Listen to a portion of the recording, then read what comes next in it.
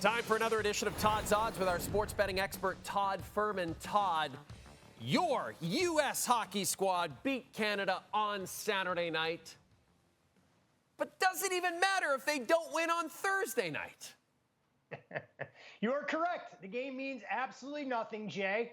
And unfortunately for me, I'm not high enough on the food chain that I wasn't included in the Matthew Tkachuk, Brady Tkachuk, JT Miller text chain to know what was going to transpire in the opening 9 seconds. But it sets the stage for the ultimate rematch. Unfortunately for the red, white, and blue, Canada comes in a little bit healthier with the return of Cale Makar on the blue line, and the Team USA side trying to figure out exactly how they're going to solidify their three defensive pairings. Okay, Thursday's game is a moneyline pick'em. Do you have a prediction on how you think this might play out, or do you have a bet that you actually like? So I picked Canada to win this before the tournament started and we broke things down. I did anticipate them playing Sweden in the final, so credit to Team USA for being able to punch their ticket to this game. I think Canada still goes on to win, Jay, but I don't think it warrants a bet the way the market's currently being priced. If Canada shifted into a slight underdog role, that's where I'd be intrigued. I actually think the home crowd can work against Team USA, although it's hard to discount how important it'll be for Coach Sullivan to have the opportunity to match his lines up against the firepower for Canada up front with the luxury of last change. The bet, however, that I have already made and I still would endorse with current market pricing is going under the total for the game. We've seen this transpire in Game 7s in the past throughout the Stanley Cup playoffs. The refs tend to swallow their whistles. Teams are looking to do everything they can to avoid that costly miscue early in the game. And I think the path to victory for Team USA will be trying to win a defensive-minded, low-scoring, tight checking game, much like we saw transpire on Saturday night. Okay, I want to talk MVP now of this Four Nations Face-Off tournament. Let's look at the favorites.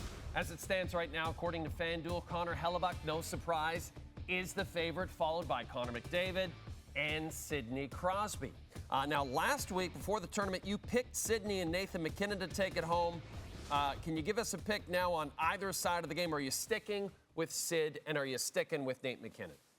You know, I like the position we're in. I'm honestly surprised that FanDuel has made Connor McDavid shorter on the odds board than the way Nathan MacKinnon is currently being priced. And pretty incredible for Sidney Crosby to be able to impact the game the way he has, knowing that his wrist shot right now might not even be able to break a pane of glass. He's a facilitator more than a true goal scorer, but the key cog for the Canadian offense.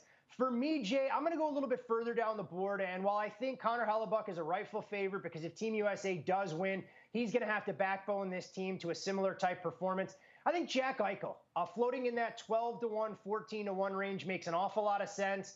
I'm not sure if Brady Tkachuk is going to be out there, a true game time decision, but I think Eichel's impact and what we've seen, the true 200-foot game, I know the scoring doesn't blow you away, but for him to say that this game takes on such a level of importance, maybe even more so than the run to the Stanley Cup that the Golden Knights were on a few seasons ago, speaks to what he means to this roster. So I'd look to take a flyer on Jack Eichel and add him to our existing tickets on Nathan MacKinnon and Sidney Crosby. Okay, FanDuel also has the odds. I want to switch the subject to Vladimir Guerrero Jr. Big subject around here, Todd, as you can imagine. The odds for whom Vladimir Guerrero Jr. might be playing for at the start of next season. And the Blue Jays are the favorite.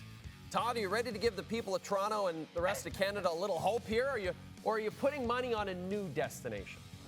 I mean, unfortunately, Jay, free agency hasn't exactly been kind to Blue Jays fans each of the past few off seasons. So I'm not sure this one is going to end that much better. Even as a Yankees fan, I was optimistic that the Blue Jays were going to be able to re-sign the face of their franchise and come through with a lucrative offer. We'll see how the bidding goes when everybody else throws their hat in the ring.